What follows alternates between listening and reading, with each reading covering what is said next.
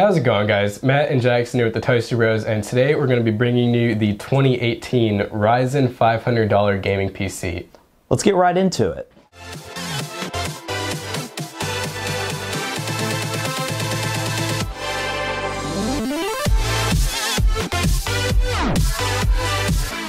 Alright guys, so for the CPU of choice with this build, of course we went with Ryzen 3. Specifically, this is the Ryzen 3 1300X. Now you can go with the 1300X, or you can opt for its younger brother, the Ryzen 3 1200, if you can get a better deal on it, because overclocking the 1200 will get you similar performance to the 1300X. But today we opted for this one for people out there who really do not like overclocking and just want out-of-the-box great performance, and a quad-core CPU with great gaming performance at a great value made it a great choice for this build. To put the CPU in, we got this motherboard right here. This is the AB350 gaming motherboard. Now we went with B350 because it's the great chipset for overclocking and it's not super expensive. This motherboard has a lot of features and upgradability, so you can upgrade from Ryzen 3 all the way up to Ryzen 7 if you wish to do so. But this motherboard has a nice color scheme to it, some lighting effects and all that sort of stuff, which you will see in the build when we put it all together. But this is a great choice. But anyways, you could go for any B350 motherboard that you can find and afford within your budget. Now as for the RAM, we do have some Patriot Viper RAM, which we used in the budget build just recently.